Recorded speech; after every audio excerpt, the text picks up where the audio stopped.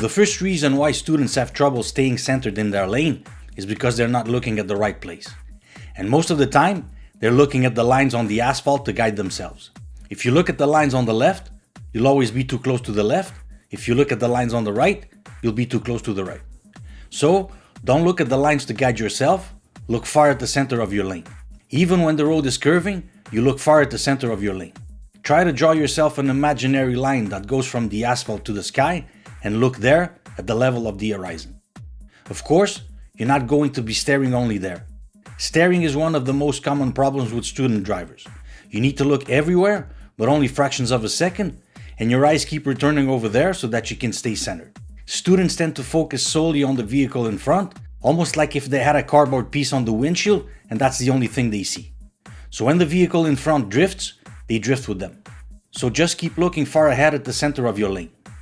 Just a side note, this is one of the reasons why the move over law exists, where when passing an emergency vehicle, you should leave a whole lane between you and the vehicle in question if possible. People, when passing by an emergency vehicle, by curiosity, they tend to look, so because they are looking in that direction, without realizing it, they tend to go towards the vehicle in question and accidents happen.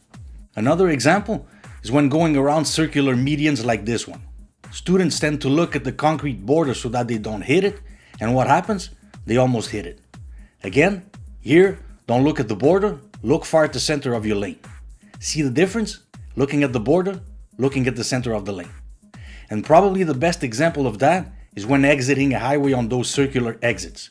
If you look in front, you'll always be too close to the guardrail. So don't look here, look there. This is one of those situations where looking at the right place magically solves the problem in a matter of seconds. So the main reason for not being centered is vision. The other reason actually has to do with the steering wheel itself and your hand position and tightness. Beginners are usually stressed when they drive, so they tend to hold the steering wheel too tight.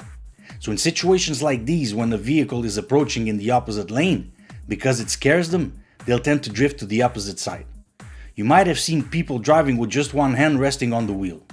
Now, I don't recommend that. You should always keep both your hands on the wheel, and I certainly don't recommend this, but this is just to illustrate that cars are made to go as straight as possible, and most of the time when students swerve, it's because they manipulate the wheel way too much. So always hold the wheel with both hands, but not too tight.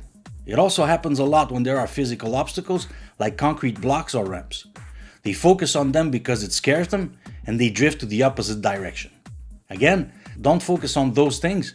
Look far at the center of your lane, and everything will take care of itself. The position of your hands on the wheel will also have an effect. If you hold the wheel like this, with one hand over and one hand under, that puts more weight on the wheel on the side of the lower hand, and it'll make you drift to that side. So try to always hold the wheel with your hands level at the 10 past 10 position. One last thing that might make you swerve, and is actually not your fault, it's problems with the steering mechanics of the vehicle itself. Although for most of these problems you'll need to bring your car to a mechanic, something you can check and fix yourself is tire pressure. If, for example, the right tire is underinflated, the car will lean to that side, so when driving, you'll tend to drift to the right. So try to keep both tires properly inflated and at the same pressure. I hope you liked this video. Thanks for watching.